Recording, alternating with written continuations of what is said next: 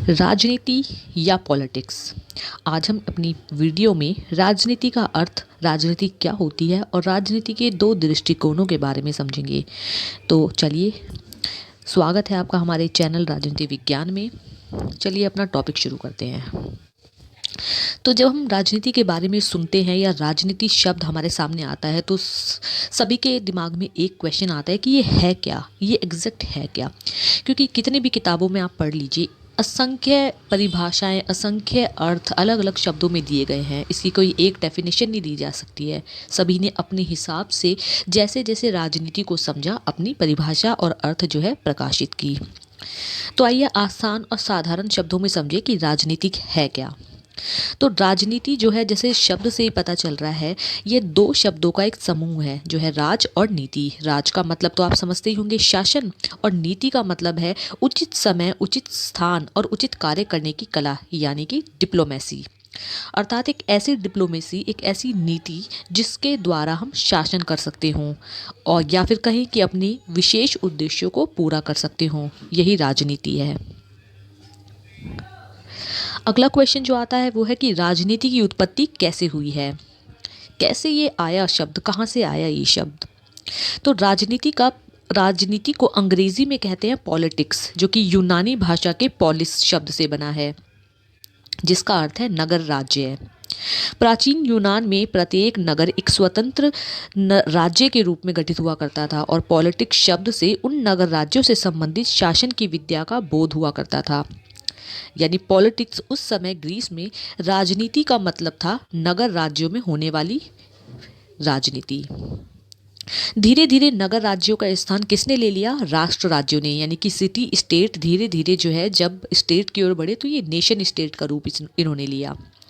अतः अब राजनीति भी राज्य के विस्तृत रूप से संबंधित विद्या हो गई। यानी कि पहले अगर नगर राज्यों से संबंधित नीति को हम राजनीति समझ रहे थे, तो अब जो है राष्ट्र और राज्यों में जो नीति का पालन किया जा रहा था शासन करने के लिए या अपने उद्देश्यों को पूरा करने के लिए, तो उसे हम अब राजनीति मानने लगे।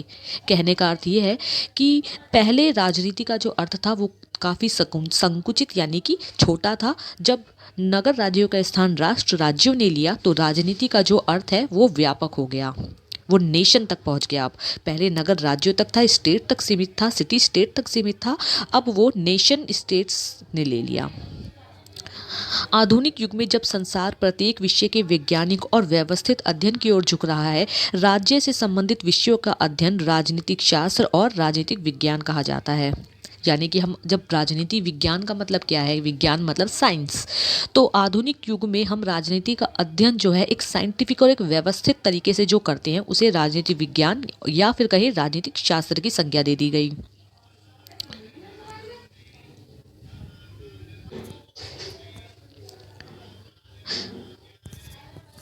अब आइए राजनीतिक विज्ञान का परंपरागत दृष्टिकोण पढ़ें। ये काफ़ी बड़ा है, लेकिन ये आपको समझना होगा। इसकी एक प्रोसेस है, टाइम के अनुसार एक प्रोसेस है, धीरे धीरे जिसमें बदलाव आया। परंपरागत से धीरे धीरे आधुनिक की ओर हम किस प्रकार बढ़े। तो ईसा पूर्व 6वीं सदी से 20वीं सदी में लगभग द्वितीय महायुद्ध से पहले तक जिस राजनीतिक दृष्टिकोण यानी कि पॉलिटिकल अप्रोच का या उपागम का कहीं प्रचलन हो रहा है, उसे परंपरागत राजनीतिक दृष्टिकोण कहा जाता है, या फिर आदर्शवादी दृष्टिकोण कहा जाता है, या शास्त्रीय दृष्टिकोण कहा जाता है।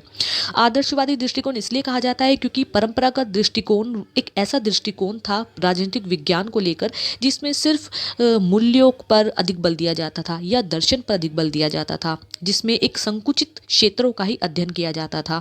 राजनीतिक औपचारिक संस्थाओं के अध्ययन से बाहर नहीं जा रही थी, सिर्फ राजनीति, सरकार, राज्य और औपचारिक संस्थाओं का ही अध्ययन किया जा रहा था या मूल्यों का अध्ययन किया जा रहा था।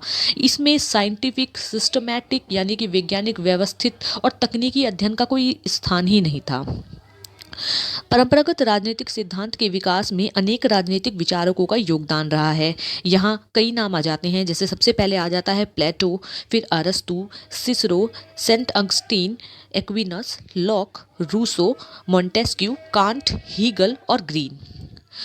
सिर्फ परंपरागत राजनीतिक सिद्धांत या परंपरागत राजनीतिक उपागम के टाइम ही ये विद्वान नहीं रहे, बल्कि आधुनिक युग में भी कुछ विद्वान ऐसे थे जो कि इस दृष्टिकोण का समर्थन कर रहे थे।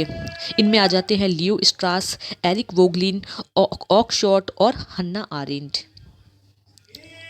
प्राचीन यूनान व रोम में राजनीतिक सिद्धांत के निर्माण के लिए दर्शन शास्त्र, नीति शास्त्र, तर्कशास्त्र, इतिहास, विधि की अवधारणाओं को आधार बनाया गया था। किंतु मध्यकाल में मुख्यतः ईसाई धर्मशास्त्रीय दृष्टिकोण को राजनीतिक सिद्धांत के निर्माण का आधार बनाया गया। यानी प्राचीन से मध्य में थोड़ा सा अंतर आ गया। 16वीं सदी में पुनर्जागरण आंदोलन ने बौद्धिक राजनीतिक चेतना को जन्म दिया, साथ ही राष्ट्र राज्य अवधारणा को जन्म दिया। 18वीं सदी में औद्योगिक क्रांति ने राजनीतिक सिद्धांत के विकास को एक नई गति प्रदान की। अब तकनीकी अध्ययन किया जाने लगा, क्योंकि औद्योगिक क्रांति के बाद एक वैज्ञानिक क्रांति हुई जिसमें कि तकनीकें, मशीनें, ये चीज़ें आ गई। तो अब राजनीतिक विज्ञान का जो अध्ययन किया जाने लगा वो भी तकनीकी अध्ययन किया जाने लगा, एक वैज्ञानिक अध्ययन किया जाने लगा। इंग्लैंड की गौरवपूर्ण क्रांति, फ्रांस व अमेरिका की लोकतांत्रिक क्रांतियों ने परंपरागत राजनीतिक सिद्धांत का विकास उदारवादी लोकतांत्रिक राजनीतिक सिद्धांत के रूप में किया।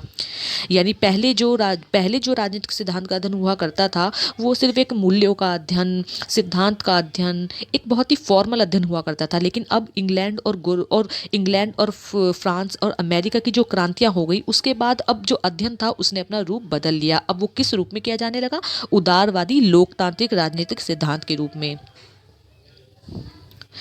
परंपरागत राजनीतिक दृष्टिकोण ने राजनीतिक सिद्धांत के निर्माण के लिए मुख्यतः दार्शनिक, तार्किक, नैतिक, ऐतिहासिक और विधिक पद्धतियों को अपनाया है। मतलब जब परंपरागत राजनीतिक दृष्टिकोण आया तो राजनीतिक सिद्धांत का अध्ययन करने के लिए या राजनीति का अध्ययन करने के लिए जो विधियों का प्रयोग किया जाता था वो काफ़ी प्राचीन थी और काफ़ी बोरिंग थी, जिनमें आ जाता है दार्शनिक विधि, तार्किक विधि, नैतिक विधि, ऐतिहासिक विधि और कानूनी विधि। विधिक को हम कानूनी कहते हैं। 19वीं सदी से इसने विधिक, संवैधानिक, संस्थागत, विवरणात्मक एवं तुलनात्मक पद्धतियों पर विशेष बल दिया। यानी कि 19वीं सदी में आते आते इन विधियों में थोड़ा सा डिफरेंस आ गया, यानी कि विधियों ने अपना रूप बदलना शुरू कर दिया। जो विधि पहले दार्शनिक थी, ऐतिहासिक थी, अब वो थोड़ा बदल कर जो है कानूनी विधि अपनाने लगे, संवैधानिक विधि अपनाने लगे जो कि बहुत ही लॉजिकल विधि है, संस्थागत विधि अपनाने लगे यानी कि इंस्टीट्यूशनल मेथड अपनाने लगे, विवरणात्मक और कंपेरेटिव विधियों का जो है इस्तेमाल किया जाने लगा, तुलनात्मक विधियों का इस्तेमाल किया जाने लगा। 20वीं सदी के प्रारंभ से ही परंपरागत दृष्टिकोण ने राजनीतिक सिद्धांत के निर्माण के लिए एक नई दृष्टि अपनाई जो अतीत की तुलना में अधिक यथार्थवादी थी, यानी कि रियलिस्टिक अप्रोच आ गई। अब परंपरागत राजनीतिक विज्ञान में सरकार एवं उसके वैधानिक अंगों के बाहर व्यवहार में सरकार की नीतियों और निर्णयों को प्रभावित करने वाले सामाजिक राजनीतिक तथ्यों के अध्ययन पर बल दिया जाने लगा। यानी कि अब सरकार और सिर्फ उसके अंगों के अंदर का ही अध्ययन नहीं किया जा रहा था राजनीतिक विज्ञान में, बल्कि इनसे बाहर हटकर जो नीतियाँ या जो निर्णय, जो सामाजिक आर्थिक वातावरण जो था वो जो सरकार को प्रभावित कर रहा था उसका भी अध्ययन किया जाने लगा। जैसे कि राजनीतिक दल हैं, दबाव समूह हैं जो सरकार से बाहर हैं लेकिन सरकार को प्रभावित कर रहे हैं। आधुनिक राजनीतिक विज्ञान। आधुनिक काल में परंपरागत राजनीतिक विज्ञान की अवधारणा, सामग्री, अध्ययन सामग्री एवं राज्य संबंधी धारणाओं की कटु आलोचना हुई। जब आधुनिक राजनीतिक विज्ञान आया, यानी कि जब आधुनिक स्टेज आ गई तो परंपरागत राजनीतिक विज्ञान की कटु आलोचना हुई कि भाई परंपरागत राजनीतिक विज्ञान में क्या हुआ करता था, जो विधियाँ थी वो काफ़ी बोरिंग थी, काफ़ी संकुचित थी, तो उनकी इसमें कटु आलोचना हुई। इस मत के प्रतिपादक यह मानते हैं कि सभी समाज विज्ञानों की प्रेरणा स्रोत और अध्ययन का केंद्र बिंदु मानव का व्यवहार है, यानी कि मानव का वो व्यवहार जो राजनीति को प्रभावित करता है, या मानव का राजनीतिक व्यवहार, मानव की वो धारणाएं, वो विचारधाराएं या मानव का वो व्यवहार जो कि राजनीति से संबंधित है। Walter, Bagehot, Woodrow Wilson, Lord Bryce आदि ने राजनीति के यथार्थवादी अध्ययन पर बल दिया। इन्होंने रियलिस्टिक अप्रोच अपनाई। ग्राहम वालास, आर्थर बेंटले, कैटलीन और लासवेल ने मानव और उसके व्यवहार के अध्ययन पर बहुत अधिक बल दिया। चार्ल्स मैरियम ने 1925 की अमेरिकी राजनीतिक विज्ञान एसोसिएशन के सम्मेलन में राजनीतिक विज्ञान के अध्ययन के लिए वैज्ञानिक तकनीकों और प्रविधियों का विकास और प्रयोग पर बल दिया, यानी कि यहाँ से वैज्ञानिक और तकनीकी विधियों को अपनाया जाने लगा। इन्होंने बहुत जोर दिया इस बात पर। 1930 में लासवेल ने अपनी पुस्तक साइकोपैथोलॉजी एंड पॉलिटिक्स में राजनीतिक घटनाओं एवं क्रियाओं की व्याख्या के लिए फ्राइड के मनोविज्ञान को अपना आधार बनाया। द्वितीय महायुद्ध के पश्चात चार्ल्स मैरियम ने अपनी रचना न्यू एस्पेक्ट ऑफ पॉलिटिक्स में राजनीतिक विज्ञान के अध्ययन के लिए नवीन और वैज्ञानिक तकनीकों के प्रयोग का पूर्ण समर्थन किया।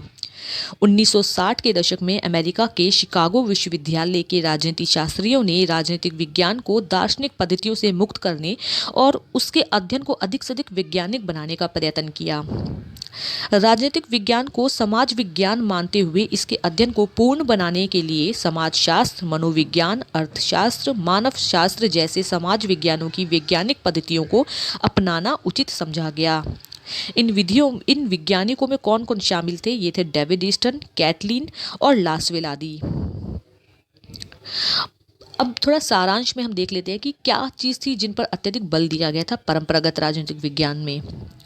पहला आ जाता है परंपरागत राजनीतिक विज्ञान दर्शन और कल्पना पर आधारित है। दूसरा है परंपरावादी विचारक अधिकांशतः दर्शन से प्रभावित रहे। इन विचारकों ने मानवीय जीवन के मूल्यों पर अत्यधिक ध्यान दिया। इनके चिंतन की प्रणाली निगमनात्मक थी, जबकि आधुनिक राजनीतिक विज्ञान में इस प्रणाली का स्थान किसने ले लिया? आगमनात्मक प्रणाली ने।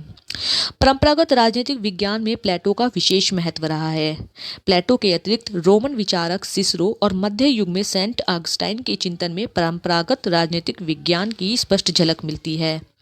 आधुनिक युग में परंपरागत राजनीतिक विज्ञान के प्रबल समर्थकों की संख्या काफ़ी बढ़ गई। Rousseau, Kant, Hegel, Green, Bosanquet, Laski, Oakeshott, Leo Strauss की रचनाओं में प्लेटो के विचारों की स्पष्ट झलक दिखाई दी, जो कि हम पहले आपको बता चुके हैं। राज्य और सरकार दोनों का अध्ययन जो है परंपरागत राजनीति विज्ञान, परंपरागत अप्रोच के अनुसार, ट्रेडिशनल अप्रोच के अनुसार राजनीतिक विज्ञान में सिर्फ राज्य और सरकार का ही अध्ययन होता है। इस पर अत्यधिक बल किसने दिया? पॉल जेनेट, लास्की, गैटल और गिलक्राइस्ट ने। जिन लेखकों का मानना था कि राजनीति में सिर्फ राज्य का अध्ययन पर बल दिया जाता है, ये इनमें आ जाते हैं फ्रांसीसी लेखक ब्लंट शेली, गार्नर, गैरीज और जेलिनेक लेविस इत्यादि। जिन विद्वानों का मानना है कि राजनीति सिर्फ सरकार का अध्ययन है, उनमें आ जाते हैं स्टीफेंस, लीकॉक और सीले।